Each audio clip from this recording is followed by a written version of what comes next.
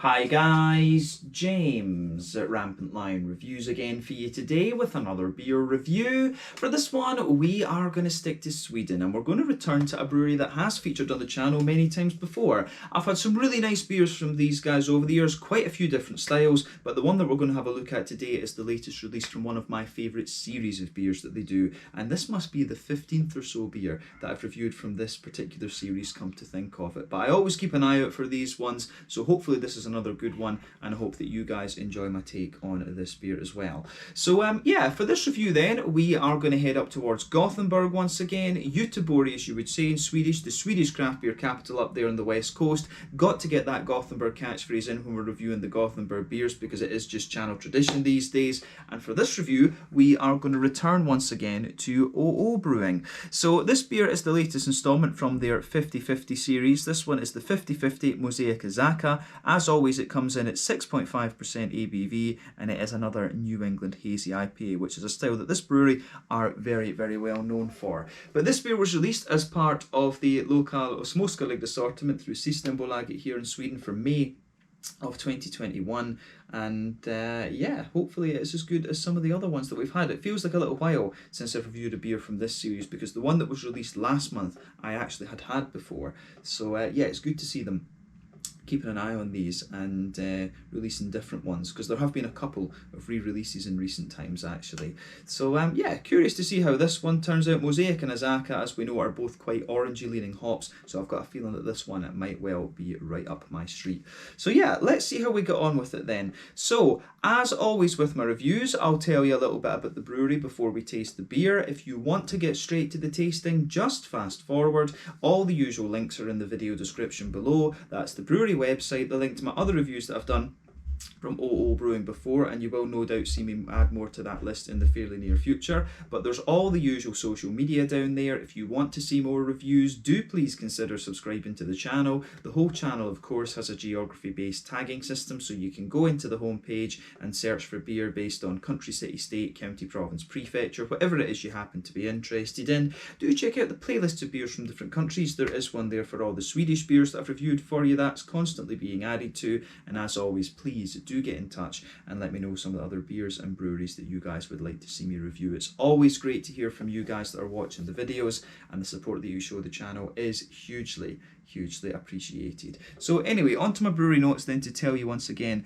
about OO Brewing. So as I've mentioned to you already, OO Brewing are based in Gothenburg, Göteborg, up on the Swedish west coast, and the company was founded back in 2011 by Olaf and Ole Andersson, who are childhood friends. But for many years these guys were also avid home brewers. But the pair have always been really interested in beers, and Ole has been heavily involved in the Gothenburg beer scene since pre-drinking age, and he was the original head brewer at Stigbergets Brewery, and this was where the OO beers were originally produced, and he is widely credited with having brought the kind of haze craze, if you like, over to Sweden. You know, he was the creator of the Amazing Haze, the GBG Beer Wheat beer from 2016.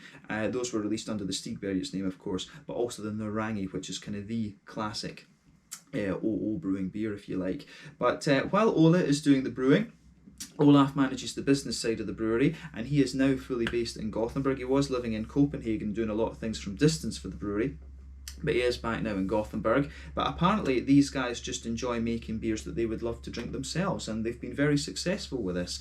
But in April of 2017, Ole took the decision to leave Stigbergets Brewery and invested his time fully in OO, and the company invested in their own brewery in Hisingen near the Tingstedt Bridge, and this place is equipped with a 2,000 litre brewing system, which means they can brew up to 500,000 litres of beer per year. In the first year they brewed around 100,000 litres, and they're basically planning to expand it up to capacity over the next few years. In 2020 they apparently brewed around 300,000 litres, and over the course of 2021 they are planning to brew around 350,000 litres. But they've also just taken over the premises of the Bang restaurant, which is going to be their new tap room, and this is planned to open in summer of 2021 at some point. So that's somewhere else that I do need to go and visit the next time I make it up to Gothenburg. I've got quite a few places that I need to go and film out and about reviews in actually. But as of May 2021, when I'm filming this review for you. These guys have produced around 85 different kinds of beer, and no doubt that will increase again over the next little while. But yeah, that's all I can really tell you about OO Brewing for the moment. If you want to learn more about these guys, you can of course check out the brewery website. You can follow them on Facebook and Instagram to keep up to date with all the latest goings on, and you can check out the Rate Beer, Untappd and Beer Advocate pages to learn more about all those different beers that these guys have done. So yeah, this one I think should be quite nice. So as I've told you in previous reviews, this is one of my favourite series of beers that they do. They've got a few different beers that are focused just on showing you how different hops behave. So of course you do have the 100 series, which is the single hop. Those are the single hop IPAs. You've got the 50/50s, which are the dual hopped beers, and these are very interesting in terms of education purposes, of course. And they do have the Ecor series as well, which is where they use powder, pellets, and they also use the oils, the hop oils as well, and put all the same type of hop into the beer and just show you how all these different methods of preparing hops work out. I think there's an Ecor due to come out next month, but I'm not sure if I'm going to be around to review that one. We'll need to wait and see. But yeah, it certainly should be quite interesting if I can get a hold of that one. But like I said to you earlier, this one is a 6.5% New England hazy, whatever you want to call it, IPA, released in May of 2021 as part of the local Smoska League, and I think I paid about 45 Swedish kroners for it, and that is the standard price, of course, for one of these kind of Swedish brewed single IPAs. So that translates to roughly €4.50, about £4 sterling, and in the States that's going to be somewhere in the region of $5.50, $6, something like that, just to give you an idea of the price ranges of these beers. But yeah, as you can see, simple artwork on this one as you always get. Each hop has its own sort of colour. Of course, this lighter orange, I believe, is Azacca, and the green is Mosaic. We've had quite a few beers in this series with Mosaic, but I don't think we've had ones with Azacca, come to think of it. But yeah, let's get this guy out and we'll get on with the tasting then. So Mosaic and Azacca, as we know, both American hops, both come in around the 14% alpha acid mark. Mosaic tends to give you a lovely juicy sort of tangerine note, and Azacca gives you a bit of tangerine, but also can give you a little bit of a sharper mandarin from what I remember, and it's got a little bit more of a kind of tropical element to it as well. You can get a little bit of kind of pineapple and things from Azacca from what I can remember. But I think that's enough of the beer. We've poured in about 75% of it. I think this is enough to have a look at the aroma and the appearance before we put the rest in to taste the beer. But yeah, as you can see, it looks very nice. So before the head disappears, you can see this beer is poured with about a quarter finger of a frothy, I would say perfect white head. That has faded away though very quickly to just be a very thin wispy layer, but it's left a nice ring around the edge of the glass. And yeah, in terms of the colour of this one, you can see it is maybe just a little touch cold just now because it was kind of straight out of the fridge, but you can see the colour of this beer is actually a lovely, very bright yellow. It's about the same colour as a mango juice. As I've told you in previous reviews, I love comparing the New England IPAs to different kinds of fruit juice because that's just what their appearances really remind me of. So yeah, it's great. It looks very, very nice. So remember, the colour of these beers depends on, one, the type of malts that you use. They basically decide the magnitude of the colour of the beer, and then two, the length of your wort boil. The longer you boil the wort, the more the sugar caramelizes, thus you get a darker colour of beer. So yeah, a New England IPA like this is going to undergo a boil of somewhere in the region of like 70 to 90 minutes. It will be something like that. But yeah, this one certainly looks the part. The haze on this one is actually, this one strikes me as being a little bit more hazy than some of the other ones we've had from OO Brewing in the past, and the haze in these beers usually depends on the oat and the wheat content. The yeast can affect it as well, of course, but mainly it's the oat and wheat content, so that can vary from brewery to brewery and recipe to recipe, of course, as well. But yeah, certainly looks the part of a New England IPA. Nothing particularly surprising about this one, so let's take a closer look at the aroma and just see how we get on with this. I'm very curious to see how this beer turns out. Ooh, that smells very nice. Yeah, all oranges all the way. Big and orangey all the way. I'm going to enjoy this, I can tell you that right now. Throat's getting a wee bit dry. Ooh.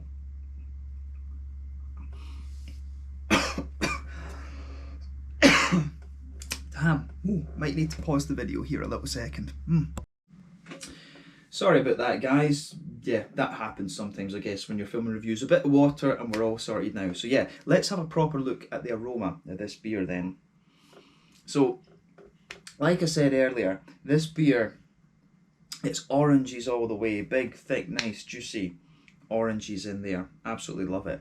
But yeah, we'll start off with the malt base, as we always do with these beers, and then we'll get to the fruits at the end.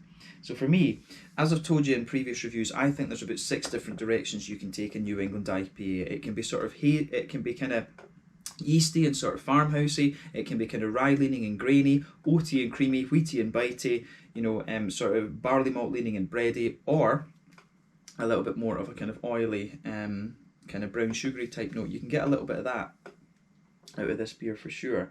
But yeah, the aroma out of this beer, I think, is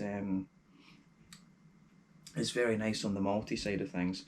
So the malty part of the beer comes across as nicely balanced. I think you're getting a little bit of you know, you're getting a little bit of a wheaty bitiness there at the back of the nose, but you can smell a nice sort of thick barley malty bready character out of this one. But the oats, I think, are really kind of smoothing that out and thickening it up even further actually. So you've got a bit of 3 things going on in this one for sure. So yeah, nice little bit of wheaty bitiness, some smooth bready elements, and you've also got that nice big kind of oaty character in there as well, which is good. The more that I smell of it, the more I think it leans towards that oaty end of the spectrum. So that's kind of interesting. It can vary from beer to beer in this series actually. Sometimes you get a little bit more wheat out of them, sometimes you get a little bit more oat, and I think they do that to kind of accent the hops a little bit, or accentuate the hops I should say. My English is getting bad these days. But yeah, on the sweet side of things, you do get a little bit of that typical kind of Werther's Original butter candy type element out of the beer. So there's a wee bit of that going on here. So yeah, in the middle of the nose, definitely a wee bit of that butter candy, Werther's Original butterscotchy type thing, which I can certainly appreciate. I really like that about this one for sure. But on the malty side of things overall, I would say, yeah, a very smooth and quite thick malt base in this one. Just a little bit of sweetness and a wee bit of a kind of bitey quality actually. So yeah, the sort of the malty profile on this one I think works really nicely. But let's focus on the hoppy side of things then before we taste it. So yeah, the green side of this beer for me, you do get a little touch of earthiness out of this one, and that's one of the traits that you'll always get from Mosaic. There is a wee bit of earthiness in the back of the nose there. You've got a lovely big sort of green component to this one, lovely big floral aromaticity, a good little bit of a lighter kind of grassy thing in there, and a wee bit of a sort of citrusy, zesty quality as well, which I can certainly appreciate. So yeah, you do get the green component for me with this one. It's quite well balanced between the grassy and the floral side of things. You've got a nice big deep green component to it, a little touch spicy, then a big sort of grassy, zesty kind of element. So yeah, I really like how all of that goes together in this beer. Absolutely, it works very, very nicely. So yeah, big thumbs up from me on the green side of things. But let's focus on the fruity side of things before we finally have a taste of this beer. But yeah, as I was saying, both of these hops really lean towards that big oily orangey character, and that dominates the fruity side of things. But behind it, you do get a little element of a tropical note in there. There is a wee bit of a kind of pineapple-y quality, but I think the fruity side of the nose, it's all about that big oil. There's a bit of a big oily orange in there, but you've also got those lighter, juicier tangerine notes, but then a wee bit of a pineapple-y quality to this one as well.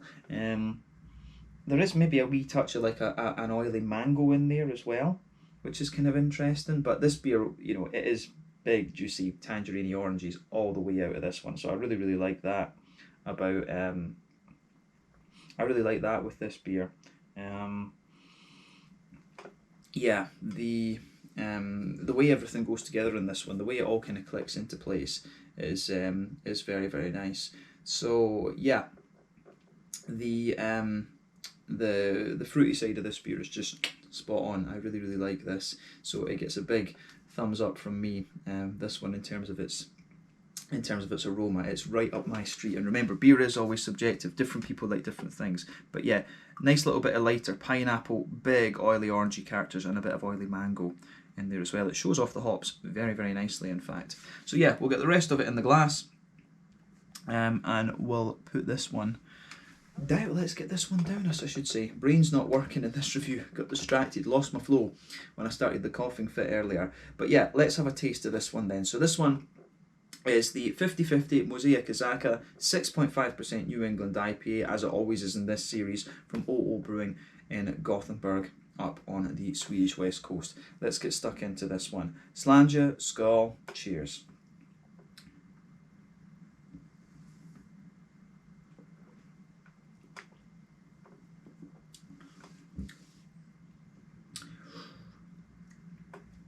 That's pretty nice. That is pretty damn nice.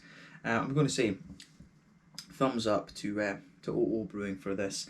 It's quite, it is quite similar to the other ones we've had in the series, but it just goes to show you this brewery are known for their New England hazy IPAs, and they do a damn good job of it. They really do.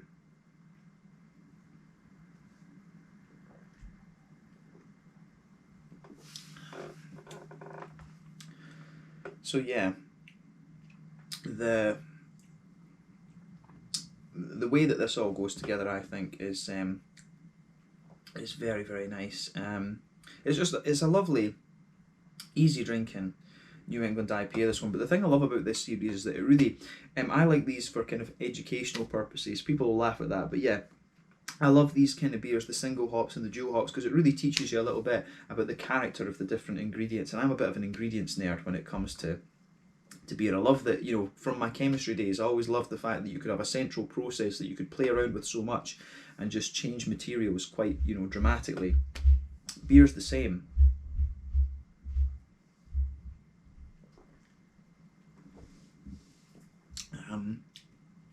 But yeah, I think the other impression I get of this one is it's got a lovely smoothness to it, but it does oil up a little bit the more that you drink of it. So it gets a big, it does get a big thumbs up from me, this beer. I certainly like how this one goes about its business. So let's try and break this down for you a little bit more and just see how we go.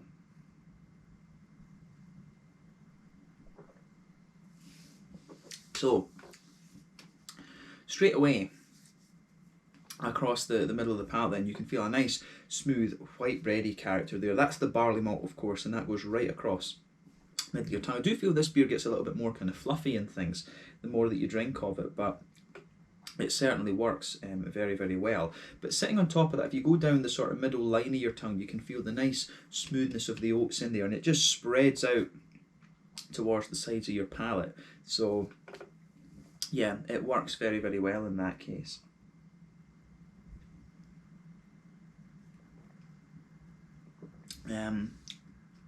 So yeah, the way that goes together, I think, is just is very, very nice.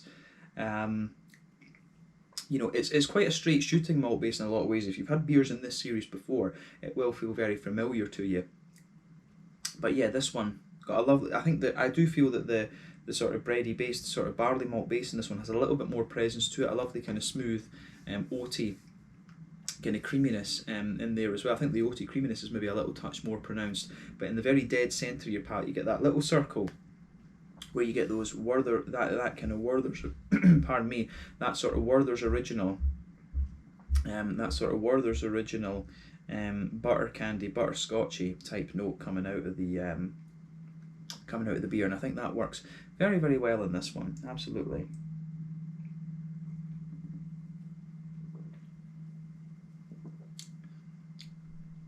So, I think that, to be honest with you, I think that actually covers the middle third of your palate in this one. The only other thing I would say is that when you move to either end of the middle third of your palate, you get a wee bit of a kind of more bread crusty note, and there's maybe one or two very slightly woody undertones on the front half of that middle third of your palate. But yeah, soft white bread, really nice smoothing and slightly thickening oaty quality on top, the wee sort of butter candy, butterscotchy circle, then a bit of bread crust at either end of the the middle third of your palate. So yeah, I like how that goes together.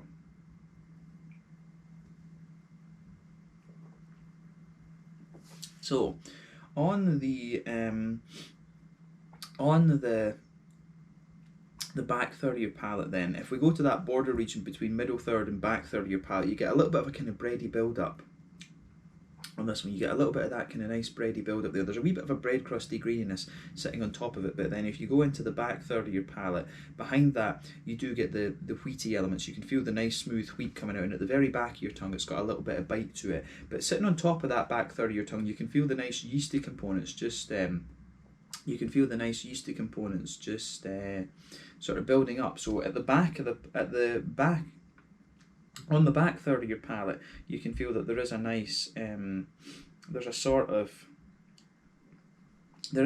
breadiness to this beer. You can feel the sort of height of the flavour is a little bit more. So as you move further forward, it condenses down a little bit. Then as you reach that border region, it goes down quite a lot, and then the middle third of your palate is quite nice and kind of squashed together a wee bit more. So I like how that goes about, how that comes about in this beer.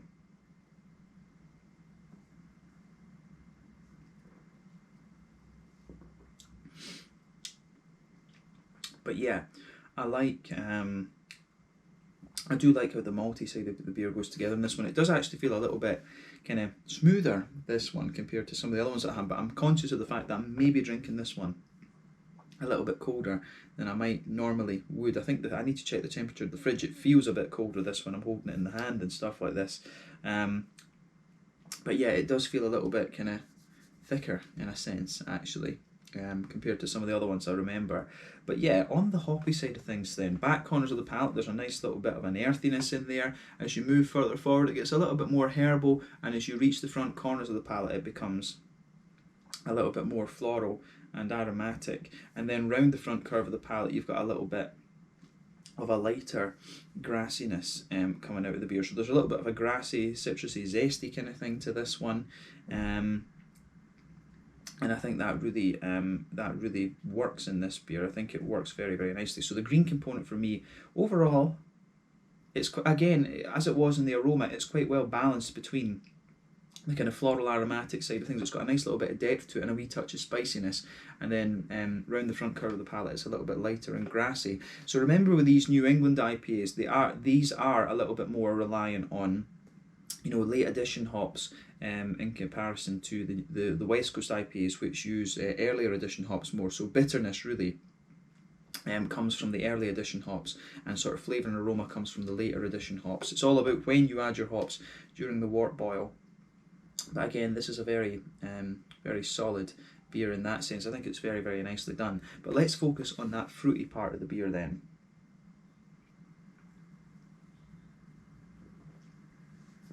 So, the front third of your palate in this one, you've got a very nice, on the border region between front third and middle third of your palate, you can feel a little bit of that doughy kind of bready build up again. There's a wee bit of a bread crusty quality there, but then underneath that, you can feel a nice sort of smoothness, and there's a little bit of a kind of wheaty, there is a little bit of a sort of wheaty quality to this one, which I really like. So yeah, you can feel it's a bit interesting that on the front part of the palate you can feel a little bit of the oatiness and the wheatiness coming out, which is interesting. You can feel the creaminess of the oats and a little bit of the sort of softness, smoothness of the wheat there. So yeah, the oats I think are the base of that front third of your palate, and then the wheat, a little bit of the wheat kind of sits on top. I always find it a bit hard to detect the wheat in the middle third of your palate unless you're having like a Hefeweizen. I think the oats kind of overpower the wheat a little bit quite often. But yeah, sitting on top of that, you get that nice oily bubble where those juicy fruity esters just roll their way out of the beer. I actually do, the further I go into the aftertaste with this beer, I get a little bit of dustiness out of this one, which is from the dry hopping, of course. But yeah, let's take a closer look at what actual fruits you're getting out of this beer.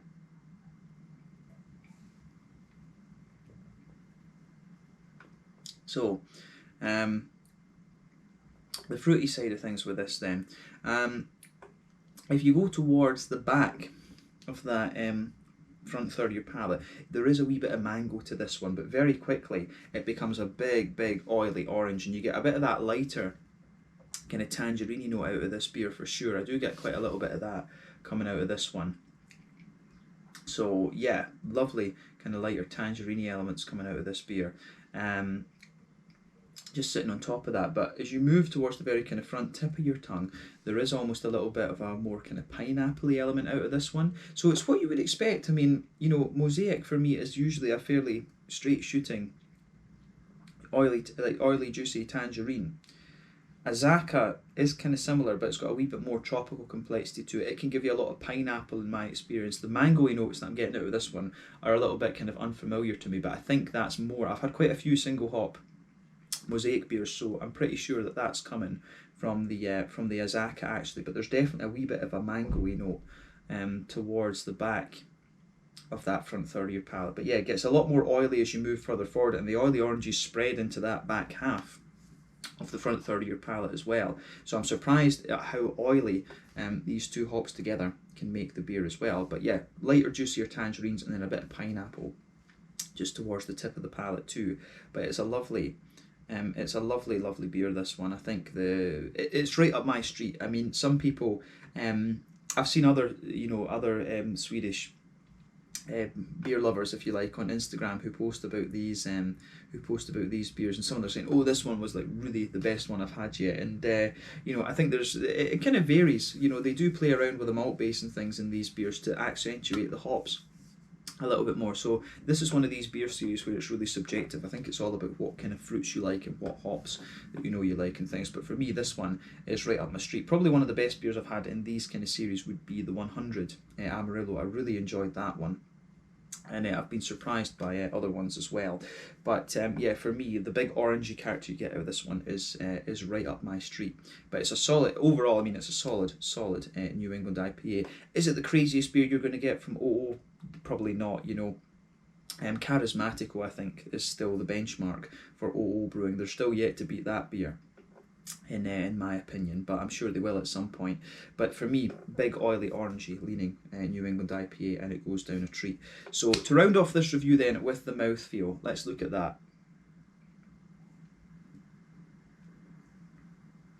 So yeah, mouthfeel wise, it's pushing towards the end of, pushing towards the top, sorry, of mid-bodied for me. The carbonation is very smooth. The mouthfeel has a bit of slickness and a bit of oiliness to it, as we've gone through before. The hoppy bitterness in this one, I think, is a fairly standard 30 IBUs, you know, which is common for this style. But you've got a nice, in the malt base, you've got a nice smoothness to it, but you get a nice little bit of thickness out of the beer too. And you've also got a big kind of oily, fruity component to this beer, which I can certainly appreciate. So yeah, this beer gets a big thumbs up from me. The big oily orange character is really right up my street. So I kind of knew with the two hops that were in this one, I know that they're quite orangey hops. I knew that I was going to enjoy this one. So yeah, it'd be really cool to see them do like a 100 Styrian Wolf or a 100 Hallertau Blanc or something like this. But yeah, a 50-50. You know, I would love to see them do a few more of the New Zealand hops in this series, but I think those, of course, are a little bit more expensive, so they'd probably have to charge a little bit more. But I'd certainly pay that if they put a few more of the New Zealand hops and things in there. There's quite a few hops that they don't seem to have played with yet. Like I don't know if they've done Motueka, but Motueka, Riwaka, Rakau, all of these kind of things. It would be really cool to see OO play around with the New Zealand hops a little bit more. You've got Styrian Wolf, you've got Mandarina Bavaria, Hallertau Blanc, you've got these kind of European hops that are high alpha acid as well. So it'd be cool to see a few more of these kind of beers in this series in the future. But for me, if you like a big orangey IPA, you're certainly going to enjoy this one. But let's leave it at that for just now then. Once again, thank you for watching my beer reviews. Until the next time, please like, subscribe, share, all the usual YouTube stuff. Let me know your own thoughts on this beer in the comment section below. Let me know what your favourite beers are from OO Brewing. We will definitely return to these guys again at some point soon. Exactly when, though, I can't say, because of what I've got planned over the summer, and whether that comes off or not, we'll need to see. But yeah, this one was the 50-50 Mosaic Azacca 6.5% New England IPA, as always from this series from OO Brewing in Gothenburg, Göteborg, up there on the Swedish west coast. Thank you again for watching. Check out my social media, check out OO Brewing, and I will see you guys in the next review. Slange, skull, cheers, and see you later.